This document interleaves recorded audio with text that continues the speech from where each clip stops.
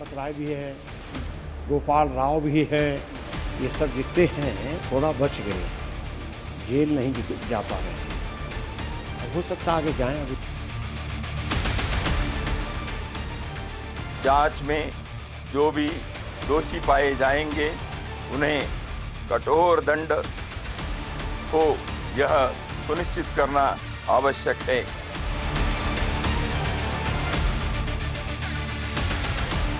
यदि चंपत राय जी पर किसी भी जांच में चोरी 1 रुपए की भी अगर साबित हो जाएगी तो मैं अपना ये दंड जो है हमेशा या हमेशा के लिए छोड़ दूंगा।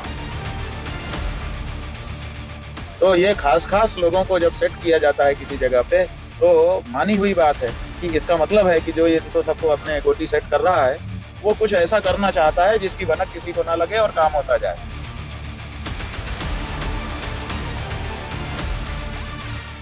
पूरी गलती गोपाल का ही है। गोपाल ही उड़ा रहे हैं।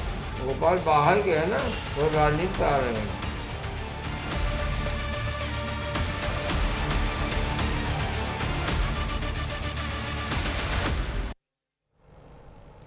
नमस्कार, स्वागत है आपका और आपके साथ मैं हूं सुरभि तिवारी। राम मंदिर चढ़ावा चोरी का मामला हर दिन नए मोड़ ले रहा है। हर दिन हैरान करने वाले खुलासे हो रहे हैं।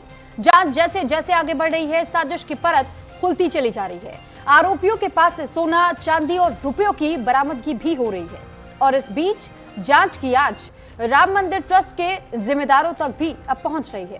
राम मंदिर चढ़ावा चोरी की जांच कर रही एसआईटी ने मंदिर के व्यवस्थापक गोपाल राव और ट्रस्ट के कुछ दिन पहले इस्तीफा देने वाले अनिल मिश्रा से पूछताछ की। तो इससे पहले चंपत राय से भी पूछताछ हो चुकी है। और इसी बीच बीजेपी के फायर ब्रांड नेता विनय कटियार ने यह दावा किया कि उन्होंने प्रधानमंत्री मोदी से बातचीत की और आगे हो सकता है कि गोपाल राव, अनिल मिश्रा और चंपत राय भी जेल जाए। इधर इस पूरे मामले पर पहली बार संघ का भी बयान सामने आया। संघ के सर कार्यवाह दत्तात्रेय होसबोले ने कहा कि चढ़ावा चोरी से राम भक्तों की भावना आहत हुई है, आस्था को ठेस पहुंची है। ऐसे में दोषियों के खिलाफ सख्त कार्रवाई की जाए, दोषियों को कठोर दंड मिले। सरकार भी भरोसा दे रही है कि जांच में जो भी दोषी होगा उसके खिलाफ सख्त कार्रवाई की जाएगी। लेकिन विपक्ष सरकार की मंशा पर सवाल खड़े कर रहा है, असल गुनहगारों को बचाने का आरोप तक लगा रहा है। हालांकि सियासत के बीच सवाल तो यह भी बनता है कि चढ़ावा चोरी के इस खेल में कौन कौन शामिल है, किसके इशारे पर रामधन को लूटा जा रहा है। और सवाल यह भी कि ट्रस्ट को पहले ही चढ़ावा चोरी की भनक लग गई थी, उस वक्त ही एक्शन क्यों नहीं लिया गया? और अगर उस वक्त एक्शन हुआ होता तो आज ये स्थिति ना बदलती। और ऐसे में इस तरीके से जांच में कई लोगों के नाम ना निकल करके सामने आते। अगर एक्शन समय रहते हुआ होता तो आज इसी मुद्दे को लेकर के हम बात करेंगे। लेकिन पहले आपको दिखाते खास रिपोर्ट।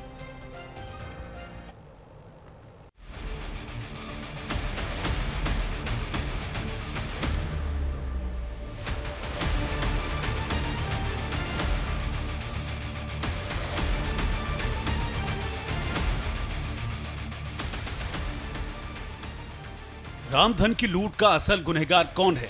चढ़ावा चोर गैंग का सरगना कौन है? ट्रस्ट के पदाधिकारियों की नाक के नीचे से कैसे चढ़ावे की रकम चोरी होती रही? चढ़ावे की लूट की किसने खुली छूट दी? ये वो सवाल हैं जिसका जवाब अयोध्या पुलिस और एसआईटी दोनों तलाश रहे हैं। गिरफ्तार आरोपियों से पूछताछ हो रही है, उनके ठिकाने खंगाले जा रहे हैं और अब जांच की आंच ट्रस्ट के जिम्मेदारों तक पहुंच रही है। सूत्रों के हवाले से खबर है कि एसआईटी ने अयोध्या में 8 घंटे तक मैराथन जांच की। एसआईटी ने कई अहम लोगों से पूछताछ की। सूत्रों के मुताबिक एसआईटी ने मंदिर परिसर के भीतर कई बिंदुओं पर साक्ष्य जुटाए, दान संग्रह की प्रक्रिया और अन्य महत्वपूर्ण पहलुओं की भी बारीकी से जांच की। इसके साथ ही बताया जा रहा है कि एसआईटी ने ट्रस्ट से जुड़े पदाधिकारियों और सेवादारों से लंबी पूछताछ की है। सूत्रों के हवाले से खबर है कि जांच के दौरान चंपत राय, अनिल मिश्रा और राम मंदिर के व्यवस्थापक गोपाल राव से उनकी भूमिका और जिम्मेदारियों को लेकर सवाल पूछे गए। अनिल मिश्रा ने दान की गणना में लगे कर्मचारियों के चयन, उनसे उनके परिचय और बैंक द्वारा कर्मचारियों की नियुक्ति किसके कहने पर और किन मानकों के आधार पर की गई, इस संबंध में पूछताछ की। वहीं गोपाल राव से मंदिर की व्यवस्थाओं, दान पेटियों की सुरक्षा और कर्मचारियों के आवागमन से जुड़े पहलुओं पर जानकारी ली गई। इससे पहले चंपत राय से भी पूछताछ हो चुकी है, उनके बयान दर्ज किए गए हैं। और इसी पूछताछ और जांच पड़ताल के बीच बीजेपी के फायर ब्रांड नेता विनय कटियार ने दावा किया कि चढ़ावा चोरी के मसले पर उन्होंने प्रधानमंत्री मोदी से बात की है। और हो सकता है कि आने वाले दिनों में चंपत राय, गोपाल राव और अनिल मिश्रा जेल जाएं। 1:30-2 बज गए होंगे रात के। तो उन्होंने कहा कि अरे भाई क्या क्या होगा अब। अरे तो मैंने कहा कि सब ठीक हो जाएगा, कुछ तो है नहीं। लेकिन जब हम यहाँ आ गए तो उसमें देखा चंपत राय भी है, गोपाल राव भी है, ये सब जितने हैं ये, हाँ अनिल मिश्रा हैं। तो ये तो किसी कारण से थोड़ा बच गए, जेल नहीं जा पा रहे हैं। अब हो सकता आगे जाएं। अभी विनय कटियार के इन दावों के बीच चढ़ावा चोरी को लेकर पहली बार आरएसएस यानी राष्ट्रीय स्वयंसेवक संघ का भी बयान सामने आया। संघ के सर कार्यवाह दत्तात्रेय होसबोले ने दो टूक कहा, राम भक्तों की भावना को चोट पहुंची है, दोषियों को सख्त सजा मिले। दान पात्रों में जमा राशि की चोरी के दुर्भाग्यपूर्ण घटना से समूचे समाज और राम भक्तों को भावना एवं श्रद्धा को आघात पहुंचा है तथा इस घटना से हम सभी आहत हैं। श्री राम जन्मभूमि तीर्थ क्षेत्र न्यास के आग्रह पूर्वक निवेदन पर उत्तर प्रदेश सरकार ने विशेष जांच दल का गठन कर उसकी अनुशंसा पर कानूनी प्रक्रिया प्रारंभ की है। जांच में जो भी दोषी पाए जाएंगे उन्हें कठोर दंड हो यह सुनिश्चित करना आवश्यक है। संघ ने चढ़ावा चोरी के दोषियों को सख्त सजा देने की मांग की है। राम मंदिर ट्रस्ट में पारदर्शी व्यवस्था बनाने की बात कही जा रही है और संघ की इस मांग के बीच जांच की आंच तेज है। अयोध्या पुलिस आरोपी अविनाश शुक्ला को रिमांड पर लेकर पूछताछ कर रही है। अयोध्या पुलिस लाइन में अविनाश शुक्ला से पूछताछ के दौरान पता चला कि अविनाश ने चढ़ावे में आए सोना चांदी के जेवर और रकम को ठिकाने लगाया। जांच के दौरान अब तक सबसे बड़ी नगद बरामदगी अविनाश शुक्ला के घर से ही हुई है। उसके कब्जे से 20,39,000 रुपए नगद, 1,121 अमेरिकी डॉलर, करीब 11 ग्राम सोना और 375 ग्राम चांदी के जेवर बरामद किए गए हैं। अविनाश की निशानदेही पर पुलिस अब उन जगहों की तलाशी ले रही है जहां जेवर और रकम छिपाए गए थे। पहली बार अविनाश शुक्ला के ठिकानों से ही चढ़ावा चोरी की रकम बरामद की गई थी। 5 जून को जब चढ़ावा चोरी की पहली कड़ी खुली तो उसी रात श्री राम जन्मभूमि तीर्थ क्षेत्र ट्रस्ट के इशारे पर पुलिस ने योग केंद्र पर छापेमारी की थी। यहां काले झोले में पैसों की बरामदगी हुई थी और इसके बाद तो चढ़ावा चोरी का चिट्ठा खुलता चला गया।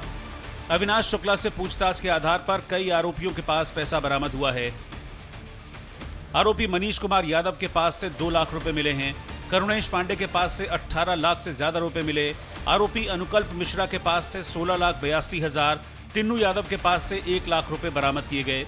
रमाशंकर मिश्रा के पास से 7,32,000 रुपए मिले हैं। लवकुश मिश्रा के ठिकानों से 14,25,000 रुपए बरामद हो चुके हैं और बताया जा रहा है कि आरोपी अविनाश शुक्ला के पास से अब तक 20,39,000 रुपए मिल चुके हैं। रामलला के दरबार से चढ़ावे की चोरी का यह खेल कई महीनों से चल रहा था। आरोपियों को उम्मीद नहीं थी कि चोरी का भंडाफोड़ इतनी जल्दी हो जाएगा, लेकिन रामधन की लूट करने वालों का पाप का घड़ा भर चुका है। देश की कानून व्यवस्था पर, एसआईटी पर हम सबको पूर्ण भरोसा करना चाहिए। जांच चल रही है। निश्चित रूप से हमें इस देश के कानून पर, देश की सरकार पर भरोसा है। सभी आरोपियों को दंड मिलेगा। महंतों पर, मठों पर, मंदिरों पर प्रायोजित तरीके से, सुनियोजित तरीके से श्रद्धा घटाने के लिए एवं इनके ऊपर आस्था गिराने के लिए इस तरह के षड्यंत्र भी चल रहे हैं। भरोसा है कि जिन जिन ने ये पाप किया उनको भगवान भी दंड देगा और एसआईटी और देश का कानून, यहाँ की सरकार दंड देगी। हर कोई चाहता है कि रामधन की लूट करने वालों को महादंड मिले, चढ़ावा चोरों को सख्त सजा दी जाए। लेकिन सवाल है कि चढ़ावा चोरी की इस खेल में कौन कौन शामिल था, किसके इशारे पर रामधन को लूटा जा रहा था। और सवाल ये भी है कि जांच की आंच बढ़ी, सच्चाई सामने आई तो आगे कौन कौन जेल जाएगा। Bureau report, news India. और अब चलिए हमारे साथ क्योंकि मेहमान जुड़ चुके हैं तो एक एक करके मेहमानों का परिचय हम आपसे करवा देते हैं और उसके बाद हम चर्चा की शुरुआत करेंगे। सबसे पहले रत्नेश मिश्रा जी, प्रवक्ता हमारे साथ बीजेपी से जुड़ चुके हैं, बहुत स्वागत है आपका। कल्पेश श्रीवास्तव, प्रवक्ता समाजवादी पार्टी से, डॉक्टर एच.एस. रावत, हिंदू धर्मगुरु, और तनुज दीक्षित, वकील, सुप्रीम कोर्ट से हमारे साथ जुड़ चुके हैं। आप सभी का बहुत स्वागत है। और रत्नेश मिश्रा जी, सबसे पहले सवाल मैं आपसे पूछना चाहूंगी क्योंकि इस वक्त सवाल इस वजह से भी सरकार के लोगों से पूछा जा रहा है क्योंकि जब इस ट्रस्ट का गठन हुआ था तो केंद्र की ओर से भी इसमें 12 लोगों को शामिल करवाया गया था 15 मेंबर्स में से, लेकिन अब जब ये चढ़ावा चोरी का मामला सामने आया तो फिर ऐसे में कई सारे गंभीर सवाल खड़े हो रहे हैं। विपक्षी दल घेरने का काम कर रहे हैं कि क्या इस दिन के लिए राम मंदिर को बनवाया गया था ताकि आम जनता को लूटा जा सके, यहां तक कि भगवान राम को भी धोखा दिया जा सके। सुरभि जी, आपको और साथी पैनलिस्टों को और देश की जनता को मेरी तरफ से जय श्री राम। देखिए सुरभि जी, जिस दिन ये घटनाक्रम सरकार के संज्ञान में आया उसी दिन माननीय मुख्यमंत्री उत्तर प्रदेश पूज्य गुरुदेव महंत योगी आदित्यनाथ जी महाराज ने तुरंत ही एक जांच समिति का गठन किया और उसकी रिपोर्ट के आधार पर 8 लोगों के खिलाफ नामजद एफआईआर की गई, उनको उसी रात गिरफ्तार किया गया और उसके बाद फिर उनसे लगातार पूछताछ की गई और अभी एक को रिमांड पे भी लिया गया है और लगातार नकदी और जो गहने हैं उनकी बरामदगी की जा रही है। देखिए, जब कोई भी प्रकरण सामने आता है तो जांच प्रक्रिया है, जांच में नई नई चीज़ें सामने आती रहती है और उसी के क्रम में जांच आगे बढ़ती रहती है और आगे भी होगा। और बहुत सारे लोग ये आरोप लगाते हैं, समाजवादी पार्टी, कांग्रेस पार्टी आरोप लगाती है कि फला के नाम नहीं है, फला के नाम नहीं है। तो देखिए सुरभि जी, किसी एफआईआर में किसी का नाम ना होने का मतलब ये नहीं होता कि वो जांच के क्रम में वो शामिल नहीं होगा या उस पर कार्रवाई नहीं की होगी। मैं आपको एक उदाहरण दे देता हूं। जब चारा घोटाले की एफआईआर हुई थी तो प्राथमिक एफआईआर जब हुई थी उसमें लालू प्रसाद यादव का नाम नहीं था, लेकिन चारा घोटाले में मुख्य आरोपी निकल कर आए लालू प्रसाद यादव, वो जाँच की प्रक्रिया में सामने आया। जब 2G स्पेक्ट्रम घोटाले की एफआईआर हुई थी तो उसमें ना तो कनिमोझी का नाम था ना ए राजा का नाम था। जांच की प्रक्रिया में वही दोनों मुख्य आरोपी निकल कर आए और वो जांच की प्रक्रिया में ही सामने आया और उसको जांच टीम ने आगे बढ़ाया कि मुख्य आरोपी यही थे इन्होंने। इसी प्रकार इसमें भी जो आरोपी हैं उनका नाम धीरे धीरे आगे आएगा। लेकिन जिस प्रकार से समाजवादी पार्टी और अन्य विपक्षी दल और कांग्रेस पार्टी इस घटनाक्रम के आधार पर अयोध्या को, राम मंदिर को और राम मंदिर आंदोलन को बदनाम करने का, उनकी छवि धूमिल करने का कुत्सित प्रयास कर रहे हैं, वो निंदनीय है। इस प्रकार के घटनाक्रम के आधार पर पूरी अयोध्या को बदनाम करना और पूरे राम मंदिर को बदनाम करना, राम मंदिर आंदोलन को बदनाम करना, मुझे लगता है कि इससे विपक्ष को बचना चाहिए। और तीसरी सबसे बड़ी बात, चूंकि मैं एक कारसेवक के परिवार का हूं, अयोध्या में मेरा जन्म हुआ है, तो मैं बड़ा अचंभित होता हूं ये देख के कि जिस समाजवादी पार्टी ने राम भक्तों पर गोली चलवाई, कारसेवकों पर गोली चलवाई, मेरे स्वर्गीय बड़े पिताजी को गोली लगी और वो परम गति को प्राप्त हुए। मैं तो उस परिवार का हूं जिसने उस राम मंदिर के लिए रक्त दिया है सुरभि जी, और जिन्होंने राम मंदिर प्राण प्रतिष्ठा को कहा कि ये भारतीय जनता पार्टी का कार्यक्रम, इसमें नहीं जाएंगे, जिन्होंने राम मंदिर आंदोलन को दबाया कांग्रेस पार्टी, जिन्होंने राम मंदिर के विरुद्ध सुप्रीम कोर्ट में वकील खड़े किए, जिन्होंने राम को काल्पनिक बताया, बाकायदा हलफनामा दिया। पता नहीं इस घटनाक्रम के बाद कौन सा वज्रपात हो गया इन पार्टियों के ऊपर कि ये लोग छाती पीट कर सुरभि जी अपने आप को राम भक्त और अयोध्या का हितैषी बताने में एकदम तुले हुए हैं।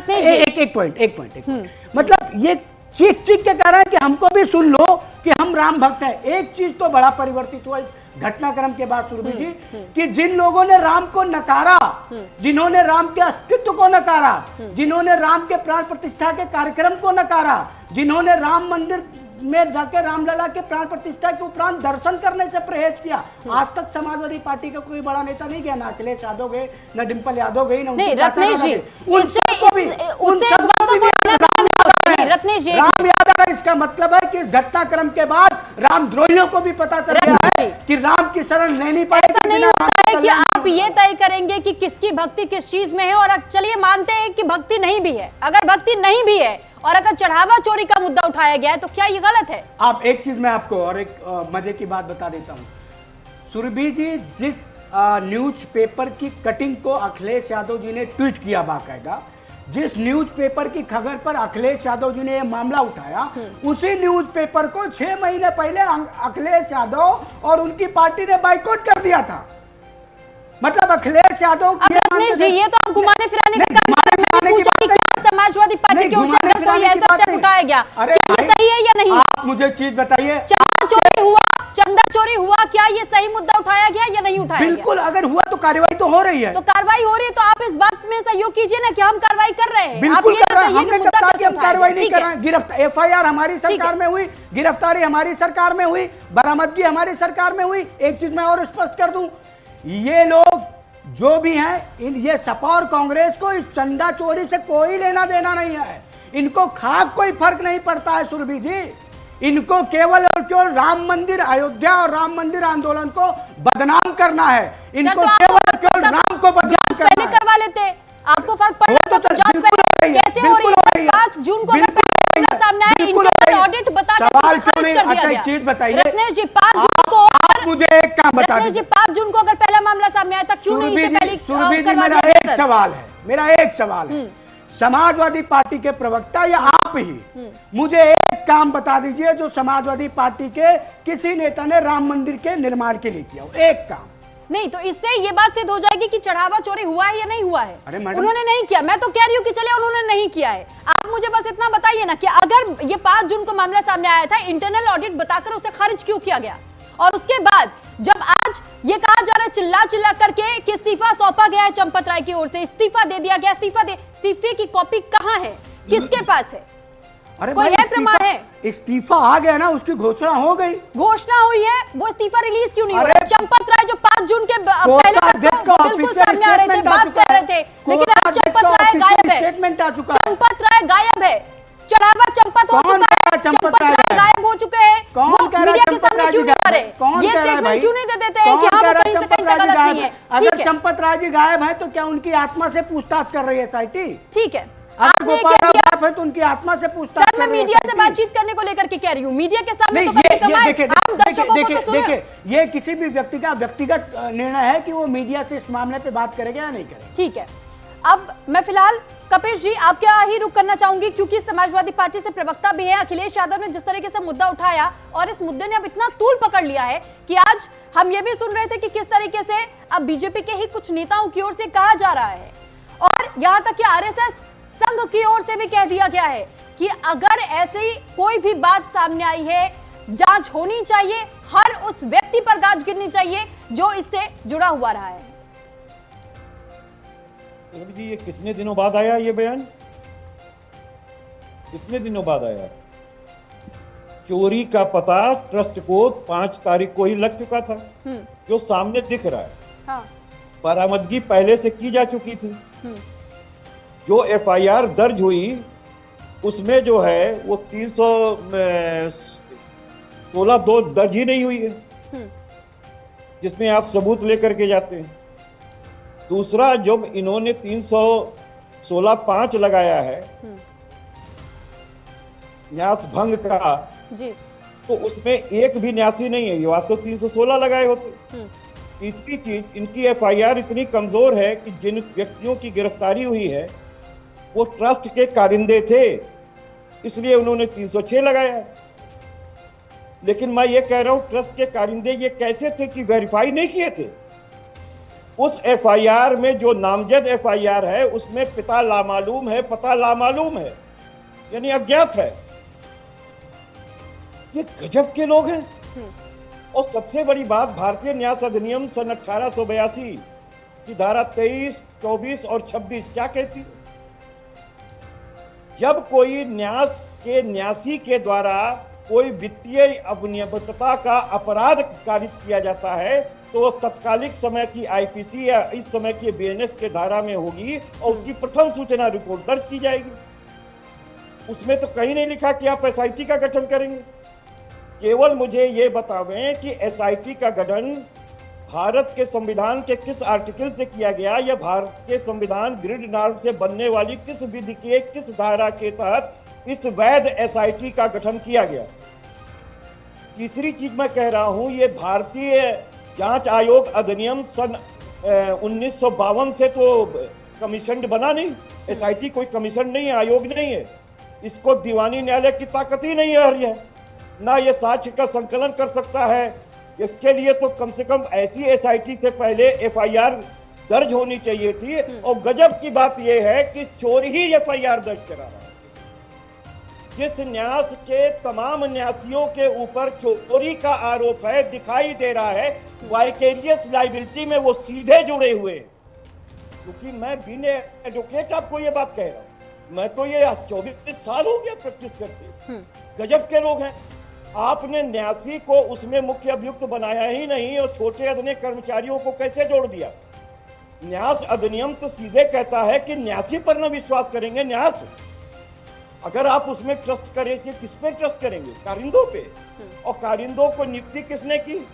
अभी तो देखिए जो सिक्योरिटी कंपनी का सारी चीजें खोल के आ रही हैं कि 400 लोगों में भी चंपत राय ने पैसा लिया है नियुक्ति में। ये स्टेट बैंक और उसके प्राइवेट डायरेक्टर के हवाले से सूचना आई है और आज बड़े बड़े चैनलों पे ये प्रकाशित हो गया। किसी भी किस्म का ऐसा अपराध नहीं है जो कि चंपत राय समेत अनिल मिश्रा, गोविंद जी, गोपाल जी के द्वारा कारित न किया गया हो और इनके संज्ञान में ना हो। भाई जब 5 तारीख को बरामदगी हो गई तो चंपत राय ने 8 तारीख को कैसे कहा कि कोई उल्लेखनीय तथ्य ऑडिट में सामने नहीं आया जी? जिसके मतलब ये चोर को बचा रहे थे तो चोर ही तो चोर को बचाएगा। जब दीनानाथ वर्मा जो वहां के आर्किटेक्ट थे, इंजीनियर थे, उन्होंने आरोप लगाया कि अनिल मिश्रा और उनके भतीजे 40% का कमीशन इसमें ले रहे हैं चंपत राय से, तो चंपत राय ने कहा चुप, और उसके बाद दीनानाथ वर्मा को हटा दिया। जब महिपाल सिंह जो लेखा प्रभारी थे, उन्होंने बताया कि साहब यहाँ पर 13 गड्डी जो है गिनी जाती है, उसमें 10 गड्डी ही दर्ज की जाती है और इस तरह का रिकॉर्ड चल रहा है। कार्यसेवकपुरम में बकायदा एक कमरा लेकर के ये लोग गिना करते तो पैसे की मदर बाट होती थी। तो ये आज से नहीं चल रहा। उसके बाद आप देखिए जो खरीद फरोख्त का मामला था जमीन के, 2 करोड़ की जमीन 18.5 करोड़ में, 9 करोड़ की जमीन 55.5 करोड़ में, इसमें तो सब चंपत राय ही अपने दस्तखत से कर रहे थे। उसमें तत्कालिक जो है 21 में एसआईटी बैठी थी, उसका क्या हुआ? उसकी रिपोर्ट कहाँ है? ये धर्म बरम करने के लिए, लिपापोती करने के लिए ये एसआईटी है। इसको एलपीटी ही कहा ही जाता है कि लिपापोती टीम। तो ये एसआईटी, अच्छा गजब की बात, अरे भैया आरोपकर्ता भी आप ही हो, फरियादी भी आप ही हो, और जांचकर्ता भी आप ही हो, और न्यायकर्ता भी आप ही हो। एसआईटी की रिपोर्ट किसको सौंपी गई? संजय प्रसाद को, जो कि खुद इस ट्रस्ट के मेंबर है, वन ऑफ द ट्रस्टी है। अयोध्या के जिलाधिकारी कौन है? वन ऑफ द ट्रस्टी हैं। धर्मेश कुमार कौन है? जो चुनाव आयोग, वो वन ऑफ द ट्रस्टी हैं। तो ये तो सारे चोर एक साथ हैं और चोर को ही रिपोर्ट सौंपी जा रही है। यानी आप ये कहना चाह रहे हैं सीधे सीधे कि अगर जांच होती भी है तो उसका निष्कर्ष कुछ निकलेगा नहीं, क्योंकि सब तो सब मिली भगत है, बंदरबाट चल रही है। सुरभि एक बात का केवल आप जवाब दे दीजिए, जो लोगों को ट्रस्ट ने नियुक्त किया था उनके पिता का नाम और उनका पता क्यों नहीं एफआईआर में दर्ज है? केवल नाम जद किया। जब आपकी बल्दियत और आपका पता तय नहीं है तो आगे तो वो छूट के बाहर हो जाएगा। और जो 5 तारीख का धन 80 लाख रुपया आपने लवकुश मिश्रा के यहाँ से बरामद किया और उसको बांट के दूसरों के यहाँ दिखा रहे हैं पुलिस रिमांड लिए बिना, उनके पीठ के पीछे, तो आप साबित कैसे करोगे कि उन्हीं के यहाँ से बरामद है? और टिन्नू यादव जिसका सबसे ज्यादा नाम लिया जा रहा था, क्योंकि वो चंपत राय का सबसे करीबी है और उनके रात्रि का मित्र है, इस वजह से 1 लाख रुपया दिखाया जा रहा है। जो सीधे दिखा देगा तो घर वालों का था, मेरी बीवी जेवर बेच करके रखी थी, बच्चे की फीस भरनी थी।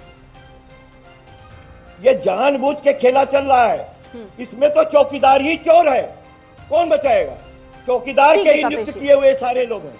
ठीक है, हमारे साथ एक प्लेटिव नहीं है, इसमें कोई शंकराचार्य नहीं है, इसमें 12 जो हमारे अखाड़े हैं उसके अध्यक्ष नहीं। क्यों नहीं है? ठीक है, लौटूंगी कपिल जी इस बात पर, लेकिन इस वक्त हमारे साथ सुप्रीम कोर्ट के वकील अनुज दीक्षित जी भी जुड़े हुए हैं। अनुज जी, एक सवाल जो ट्रस्ट को लेकर किया आता है कि क्या स्वतंत्र ट्रस्ट होने के नाते यहाँ पर केंद्र और स्टेट का कितना ज्यादा हस्तक्षेप हो सकता है और क्या 26B वाकई से रोकने का काम कर सकता है?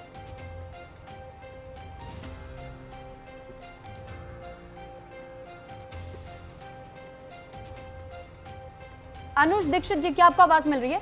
सर आपका ऑडियो म्यूट है, उसे अनम्यूट कर लीजिएगा। जी, आप सुन पा रही हैं सुरभि जी? जी सर।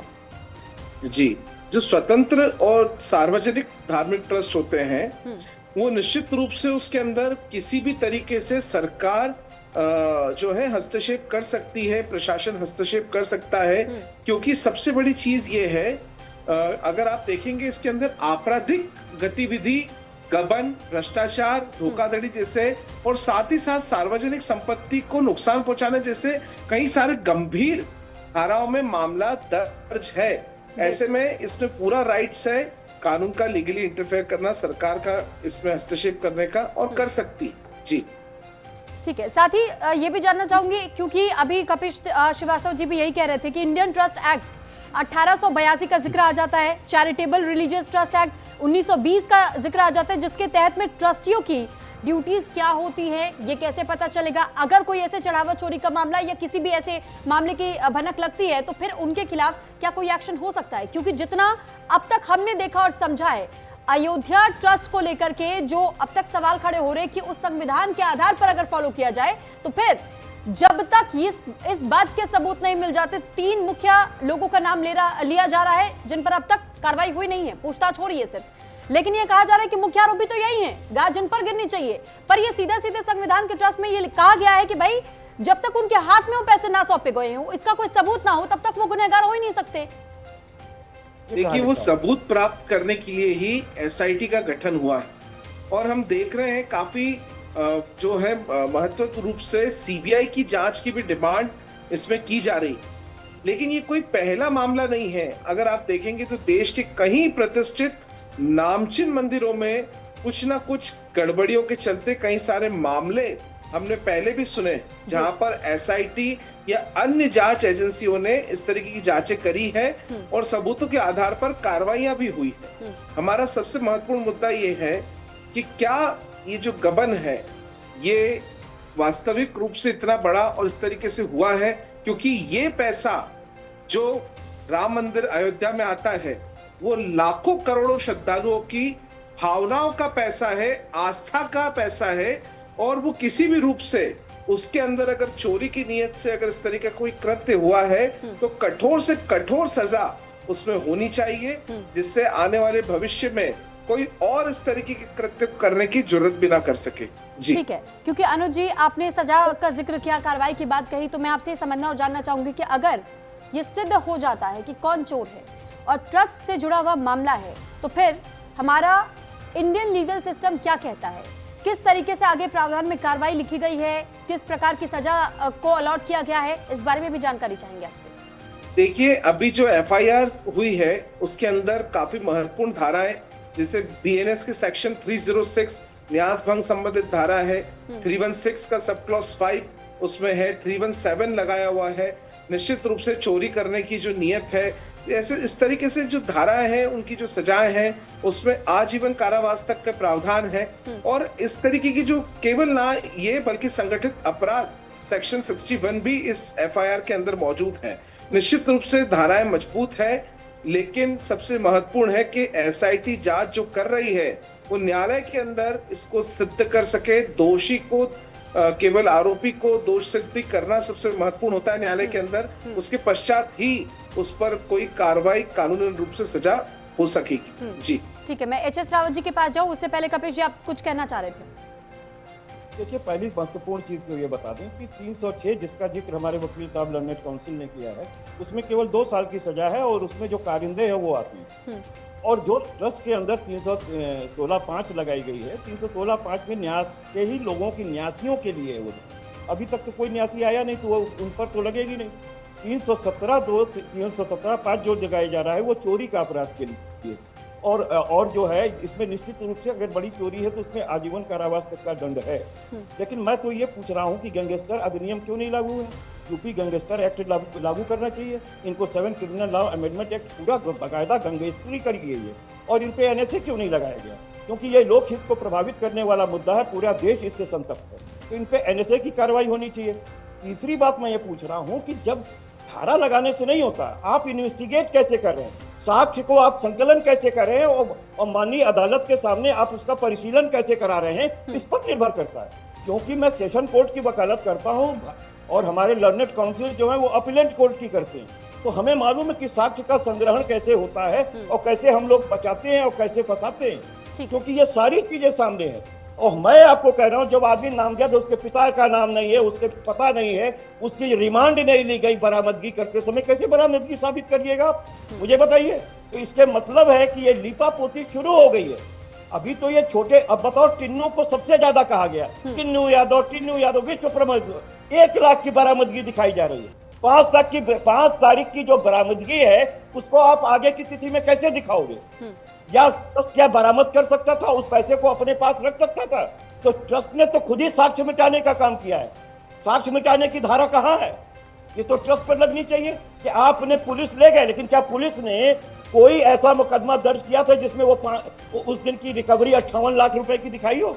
ठीक है। तो ये सारी टेक्निकल चीजें हैं, इसलिए कह रहे हैं चौकीदार ही चोर है और कोई दूसरा चोर नहीं है, पूरी बचाने की तैयारी है। ठीक है। अब डॉक्टर एच.एस. रावत जी का मैं रुक करना चाहूंगी। रत्नेश जी, मैं आपके पास लौटूंगी, लेकिन काफी देर से इंतजार करें एच.एस. रावत जी आप भी। पिछली बार जब आपसे बातचीत हो रही थी डॉक्टर एच.एस. रावत, तो उस वक्त आपकी ओर से भी ये कहा गया था कि इस तरीके से आरोप नहीं सीधे सीधे मढ़े जा सकते हैं, ना ही गोपाल राव पर, ना ही चंपत राय पर।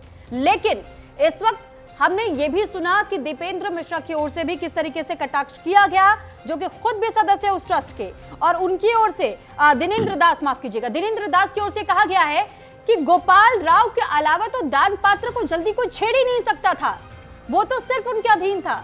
यहां तक कि ये सवाल भी उठ रहे हैं कि चंपत राय को इस बात की भनक कैसे नहीं लगी कि टिन्नू यादव के पास एक एक्स्ट्रा चाबी थी दान पात्र की। तो क्या ये मिलीभगत नहीं है? तुर्बी जी, मैं आपको एक चीज बताना चाहता हूं। देखिए, यहाँ पर 2 बड़े अच्छे वकील हैं और कपिल जी भी अच्छे वकील हैं।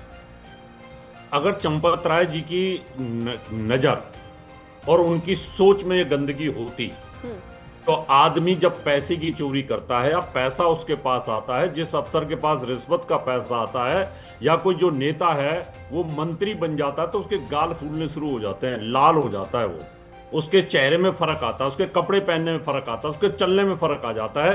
पैसे में उतनी शक्ति होती है। आप देख लीजिए, अगर चंपत राय के पास में 3 धोती 2 धोती से ज्यादा कहीं मिली हो, उनके पास ब्रांडेड कपड़े मिले हों, उनके पास अपना पर्सनल गाड़ी मिली हो, या एच.एस. रावत जी, ये तो बड़ी गजब की बात कह दी आपने। ऐसे तो राहुल गांधी सिर्फ एकमात्र सफेद टी-शर्ट में घूमते हैं, सर योगी आदित्यनाथ भगवा धारण किए रहते हैं, अरविंद केजरीवाल पर अगर सर आप ये बात कहते हैं, नहीं सर, इस बात पे तो मैं काउंटर करूंगी, बिल्कुल करूंगी सर।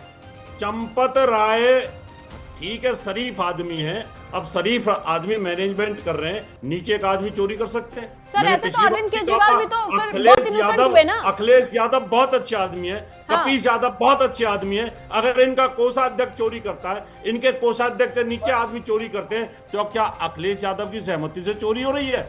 क्या है? अखिलेश यादव के खिलाफ FIR होनी चाहिए, कपिल के खिलाफ FIR 5 जून को ही करवा दी जाती है। नैतिक जिम्मेदारी समझते हुए एच.एस. रावत जी, 20 दिन के बाद उन्होंने क्यों इस्तीफे का ऐलान किया, जो कि इस्तीफा अभी तक रिलीज हुआ नहीं है, और ये कहा जा रहा है कि अगली बैठक में हम इस पर डिस्कस करेंगे।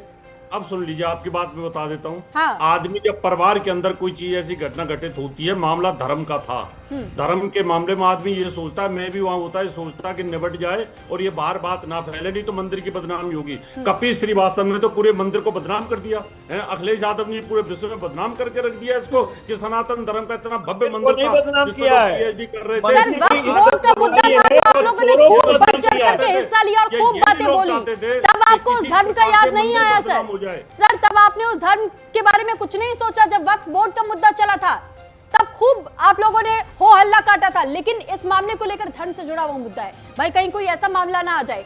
तिरुपति बालाजी मंदिर का जब मामला सामने आया था प्रसादम का, आपको भी याद होगा कि उसमें भी किस तरीके से स्कैम किया गया था भक्तों के साथ में, तो उस मामले को भी क्या इसी तरीके से रफा दफा कर दिया जाता। ये सोच लेते कि भाई इसमें बदनामी होगी सनातन धर्म की। सर इस सवाल ही क्यों उठने हैं? ये तो नैतिक जिम्मेदारी की अगर बात आप लोग करते हैं, तो नैतिक जिम्मेदारी के तहत में अगर उन्होंने छुपाने दबाने की कोशिश की तो गलती थी, बिल्कुल थी। और दूसरी चीज सर, FIR 20 दिन के बाद फिर दर्ज नहीं होती। 5 जून को जब पहला मामला आया था तो तभी दर्ज होनी चाहिए थी FIR। देखिए बात सुनिए, पहले आपके घर में अगर चोरी हुई तो एकदम FIR हो जाएगी। आप सोचेंगे भाई इसने छोटे भाई ने ना ले लिया हो, देवरानी देशरानी किसी ने ना लिया हो, उसके बाद ही तो कोई ना कोई FIR होगी ना। ये अयोध्या का राम मंदिर किसी का घर है क्या? इन लोगों ने धर्म सर किसी का घर है क्या? और यही इनकी सोच। कैसी एच.एस. रावत जी कैसी बात कर रहे हैं आप? कैसी बात कर रहे हैं? यहाँ कितने कार सेवकों की जाने गई थी इस मंदिर को इस तरीके से भव्य देखने के लिए, वो सपना जो साकार हुआ, लेकिन उस सपने को साकार करने में कितने लोगों ने अपने जीवन का बलिदान किया सर, वो सारी चीजें आप भूल गए। दान दक्षिणा लिया क्या था, लोगों ने बढ़ चढ़ करके दान दिया था ताकि ये भव्य राम मंदिर खड़ा हो सके। उनके विश्वास को इस तरीके से आप लोग धोखा देंगे। यही तो ये चाहते थे कि उसको इंटरनेशनल मुद्दा बना दिया जाए और हिंदुओं की वोट हमारी तरफ आ जाए और हिंदुओं को हम भड़का सके कि देखिए ये तो चंदा चोर है, ये तो चंदा चोर है, और इसमें कामयाब हो गए और उसी को ये आगे करना तो चाहते हैं। भरोसा कायम करने में तो सर, और हमारी सोच ये थी कि अगर भरोसा कायम करने में पूरा ट्रस्ट फेल हुआ है, पूरा ट्रस्ट फेल हुआ है, और इस बात को आप भी स्वीकार लीजिए। ठीक है, मेरी बात नहीं सुन रही हैं और आप लगातार क्रॉस कर रही हैं और इनको आपने पूरा 1 घंटे सुना तसल्ली के साथ। सर 1 घंटे की तो डिबेट मैं है। अपने तर्क रखना चाहता हूं, आप बीच में बोले जा रही हैं। आप सुन क्यों रही हैं मेरी बात को? मैं जो अपने तर्क रखना चाहता हूं, आप इनके बीच में तो नहीं बोली एक बार भी, कपीस के बीच में नहीं बोली आप एक बार भी। मैं कान खोल करके सुनता रहा। मैं ये कह रहा हूं कि अपने घर की लड़ाई को पहले आदमी कोशिश करता है कि वो बाहर ना जाए, कोशिश ये कहता है धर्म की बेइज्जती ना हो, लेकिन यहाँ अखिलेश यादव ने इसका भंडा फोड़ करके पूरे धर्म की ऐसी बेइज्जती कर दी है। भगवान राम को इतना डेंट मार दिया, इस मंदिर को हिंदुओं पे इतना डेंट मार दिया है कि भगवान राम इनको माफ नहीं करेगा। समाजवादी पार्टी और कांग्रेस को माफ नहीं करने वाला है। इन्होंने आज सनातन धर्म की इतनी बेइज्जती कर दी है कि आज हमें शर्म आती है। पहले ही सनातन धर्म को लोग कन्वर्ट करने पे तुले हुए थे, आज इन लोगों ने वोट मांगने के चक्कर में इतना बुरा हाल कर दिया है। ये है कहानी असली, वोट बैंक लेने के लिए, और कोई वजह नहीं है सुरभि जी। ठीक है, अब चोरी तो होती रहती है, डेंट हुआ जो अलग बात है। कौन से मंदिर में चोरी नहीं हो रही? कौन सी पार्टी दूध की धुली है? सारी पार्टी चोर हैं, सब चंदा चुराती हैं। कौन सा ऐसा व्यक्ति है जो चोर नहीं है? बोलो। मैं बोलता हूं, कोई आके गंगा जी की कसम खा के बोल दे कोई भी पार्टी हम चोर नहीं है। कपिल जी लौटूंगी मैं आपके पास, रत्नेश जी आपके पास भी। एचएस रावत जी, अब आपकी शिकायत तो नहीं रह गई कि इस बार आपको बोलने का मौका नहीं दिया? बढ़ू में आगे इजाजत है आपकी? बिल्कुल, ठीक है। मैं इसके पहले आप दोनों का रिएक्शन लूं, कपिल जी और रत्नेश जी। मैं इस बीच अपने दर्शकों को एक बड़ी खबर पहले बता दूं। चढ़ावा चोरी को लेकर के कोर्ट जाने की तैयारी है दिग्विजय सिंह की। राम मंदिर चढ़ावा चोरी को लेकर के अब कांग्रेस नेता की ओर से कहा गया है कि मैंने मुकदमा करने का फैसला किया है। ये दिग्विजय सिंह कह रहे, मैंने जो दान किया उसका गलत इस्तेमाल हुआ है। ये दिग्विजय सिंह की ओर से कहा गया, पैसा वापस मिले उसे मैं रामालय ट्रस्ट में जमा करूंगा। तो ये इस वक्त दिग्विजय सिंह कह रहे हैं।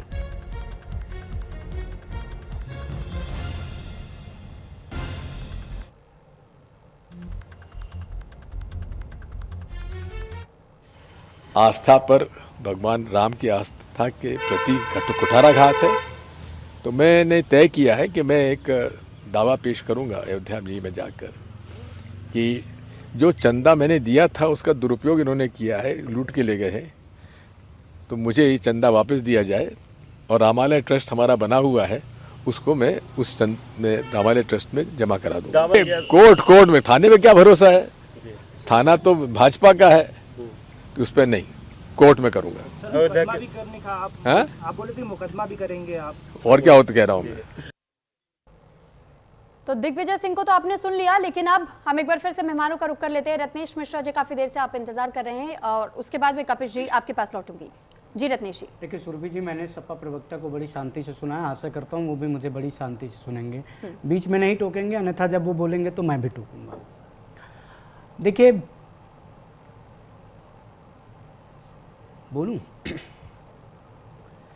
देखिए सुरभि जी, किसी राजनीतिक दल का कार्रवाई से सहमत होना या असहमत होना जी, ये अलग बात है, लेकिन कानून राजनीतिक सहमति से नहीं बल्कि साक्ष्य से चलता है। और जांच एजेंसियां अपना काम करती हैं, साथ जुटाती हैं, अदालतें उस पर अंतिम निर्णय देती हैं। अगर समाजवादी के पार्टी के पास इस कार्रवाई से आगे का कोई ठोस साक्ष्य है तो उन्हें सार्वजनिक रूप से बयान देने के बजाय जांच एजेंसियों को सौंप देना चाहिए कि भैया हमारे पास ये हैं, आप ये साक्ष्य लो और इनके खिलाफ कार्रवाई करो। केवल आरोप लगाने से दोष सिद्धि नहीं हो जाती। और जहां तक देखिए, सरकार ने मामला नहीं छिपाया।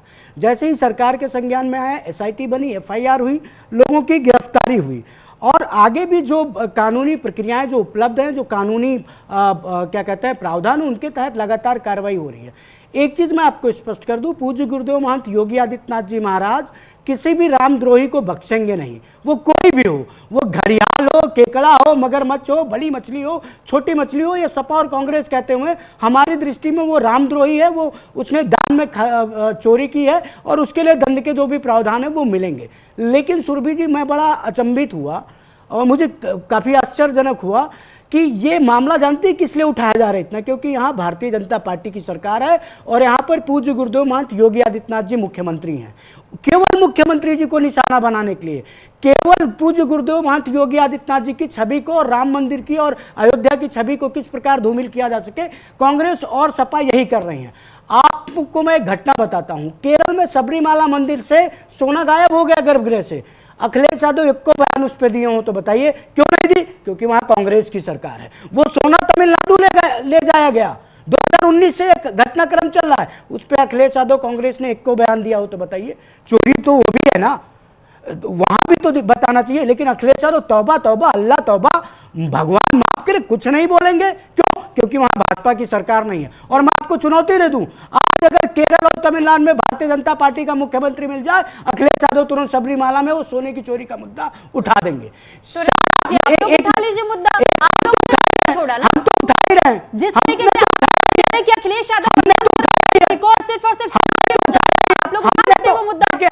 आप ही ने कहा, ये बताइए तो तेलंगाना में क्या, आंध्रा में वो मुद्दा किसने उठाया था? हमने उठाया था ना, हमने उठाया था।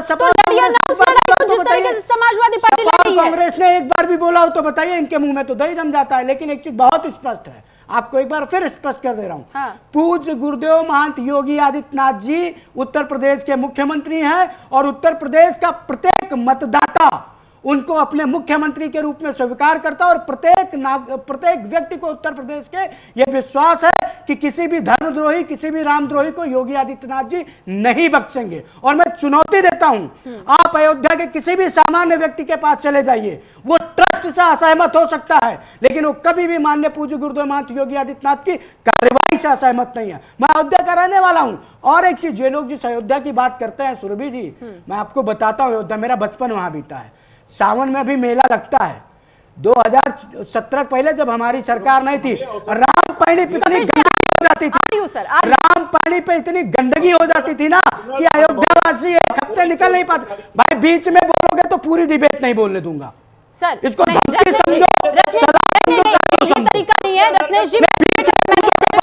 तो बिल्कुल नहीं बोलने दूंगा। इस तरीके से आप नहीं बोल सकते। बिल्कुल नहीं बोलने दूंगा। ठीक है, आपको भी मेरी बात सुननी होगी। ठीक है कपिश जी, चुप करा। कपिश जी बस मैं 1 मिनट में आपके पास आ रही हूँ सर। 1 मिनट का रिक्वेस्ट है मेरी तरफ से सर, मैं आ रही हूँ आपके पास। रत्नेश जी 1 मिनट के भीतर आप बात खत्म कीजिए। 30 सेकंड में ही कर दूंगा। ये उछल कूद तो बंद करें। ये नहीं आने वाले सत्ता में। जितना बंदरों की तरह उछलो कूदोगे उतना उत्तर प्रदेश की जनता कह देगी टाटा बाय बाय, नहीं आ रहे हो, नहीं आ रहे हो।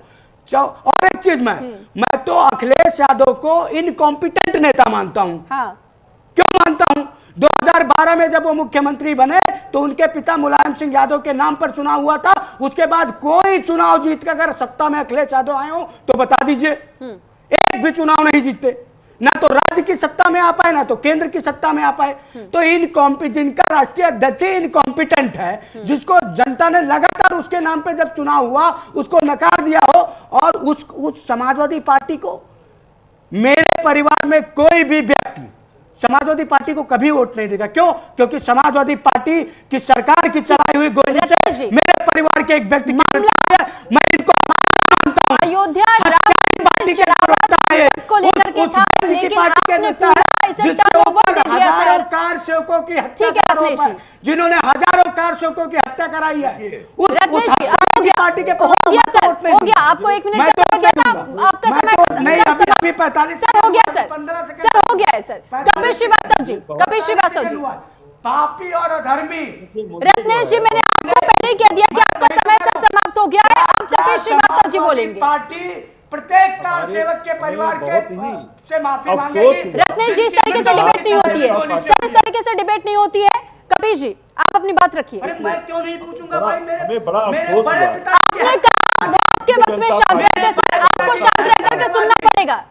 रत्नेश जी आपको शांत रह करके सुनना पड़ेगा। रत्नेश जी परिवार के एक व्यक्ति से नहीं मिल पाया। रत्नेश जी आप समाजवादी पार्टी की आपके समय में कोई ना बोले, लेकिन आप दूसरों के बारे में अगर डिबेट नहीं होगी। ऐसे ठीक है, कार सेवकों के परिवार के, ठीक है रत्नेश जी, जिनके परिवार के लोगों की हत्या समाजवादी पार्टी के हाथ में देश है, तानाशाही चल रही है हर जगह।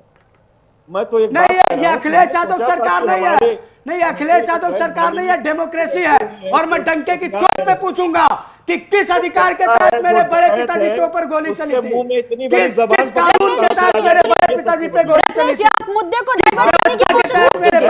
आप मुद्दे को डाइवर्ट कर रहे हैं। रत्नेश जी, आवाज ऊंची करके आप इस तरीके से मुद्दे को डाइवर्ट नहीं कर सकते। डंके की चोट पे पूछूंगा कि मेरे बड़े पिताजी को किस कानून के तहत समाजवादी पार्टी की सरकार ने गोली मारी और इनकी आवाज म्यूट कराइए। अगर इनको तमीज नहीं है तो कम से कम आपके मैं पूछूंगा, और जब तक नहीं बताएंगे तब तक पूछता रहूंगा। रत्नेश जी, मुझे आपका ऑडियो म्यूट करना पड़ेगा। म्यूट करा दीजिए, आपको जो ऑडियो म्यूट कराना पड़ेगा क्योंकि सर ये डिबेट का लेसन नहीं है। सर ये डिबेट का लेसन नहीं है। मैं पूछूंगा कि आपने कहा, सर आपने कहा कि आपके वक्त में कपिश जी ना बोले, लेकिन जब उनकी बारी बोलने की आई तो फिर आप उन्हें बोलने नहीं दे रहे। ये होता है सर कवर अप का तरीका। नहीं रत्नेश जी, ये होता है अपना बचाव करने का तरीका। रत्नेश जी, ये बचाव का तरीका है। मेरे बड़े पिताजी, रत्नेश जी, ये बचाव का तरीका है सिर्फ और सिर्फ। किस कानून के तहत? तो आप पटीदार हैं। हाँ सुनिए, मैं पूछूंगा किस कानून के तहत मेरे बड़े पिताजी को गोली मारी थी? हैं आपके बड़े पिताजी, मेरे सगे बड़े पिताजी, मेरे पिताजी के सगे बड़े भाई, बड़े पिताजी जो हैं वो पुलिस मेरे डिबेट में आप ये नहीं करेंगे। मारी गोली, मेरे डिबेट में आप ये नहीं करेंगे। रत्नेश जी, बस मारी गोली, क्यों मारी गोली? पीसीआर से मैं कहूंगी रत्नेश जी डाउन कीजिए। रत्नेश जी डाउन कीजिए। पीसीआर मारी गोली। रत्नेश जी को डाउन कीजिए। कपिश जी अपनी बात पूरी कीजिए सर। किस कानून के तहत गोली चलवाई? समाजवादी पार्टी ने किस कानून के तहत? नहीं तैयार है। इतनी मिर्ची लगी हुई है, नहीं जा रही है, लगी हुई है। ये ऐसे चोरों को, ये चोर हैं सब। दो कौड़ी के पार्टी के दो कौड़ी के बाद भी इतना बड़ा जबान निकाल रहे हैं। प्रधानमंत्री के मुंह में दही जम गया है। प्रधानमंत्री चौकीदार चोर है, चौकीदार बोल ही नहीं पा रहा है। जिसने सारा मंदिर का उद्घाटन किया, शिला पूजन किया, ध्वजारोहण किया, कहा मंदिर हम बनवा रहे हैं, न्यास हम बना रहे हैं। रत्नेश जी, टिप्पणी नहीं करती हूँ कि आप इस तरीके से किसी पर भी व्यक्तिगत टिप्पणी नहीं करेंगे। आप व्यक्तिगत टिप्पणी नहीं करेंगे रत्नेश जी। आप व्यक्तिगत टिप्पणी नहीं करेंगे रत्नेश जी। ये बताइए, कार सेवक चोर थे, वो सारे चौकीदार मंदिर को मुक्त कपिश जी, रत्नेश जी को समझा रही हूँ, अभी उन्हीं की भाषा में बात करेंगे तो सर ऐसे कैसे डिबेट हो पाएगी? सर ये डिबेट का लहजा थोड़ी है। ठीक है, मेरे पास समय नहीं है सर। अब मैं आप सभी को धन्यवाद करती हूँ क्योंकि सर आप लोगों से इस वक्त बात हो ही नहीं सकती है। हमारे साथ आज जुड़े रत्नेश मिश्रा, प्रवक्ता बीजेपी, कपिश श्रीवास्तव, प्रवक्ता समाजवादी पार्टी से, डॉक्टर एच.एस. रावत, हिंदू धर्मगुरु, और तनुज दीक्षित, वकील, सुप्रीम कोर्ट से। तो जिस तरीके से आज हम लोगों ने चर्चा करने की कोशिश की, लेकिन आप लोगों ने देखा कि किस तरीके से मुद्दे को या तो डाइवर्ट कर दिया जा रहा है या फिर कोशिश ये की जाती है कि किस तरीके से इसे ओवरलैप कर दिया जाए किसी और मुद्दे को ला करके, और उसके बाद से जवाबदेही किसकी बनती है ये कोई नहीं जानता। आम जनता जो राम भक्त है वो भी नहीं जानते कि वो सवाल पूछे तो पूछे किससे, उन्हें जवाब मिलेगा भी या नहीं, या इसी तरीके से बस लूट खसोट होती ही चली जाएगी। आशा से किस तरीके से खुला खेल चल रहा है वो सब आप लोग देख रहे हैं। हालांकि जांच की आज तेज है, लेकिन ये जांच कब आगे जाकर के कहां रुकेगी फिलहाल कोई नहीं जानता। इसी के साथ रुक रहे हैं ब्रेक के लिए।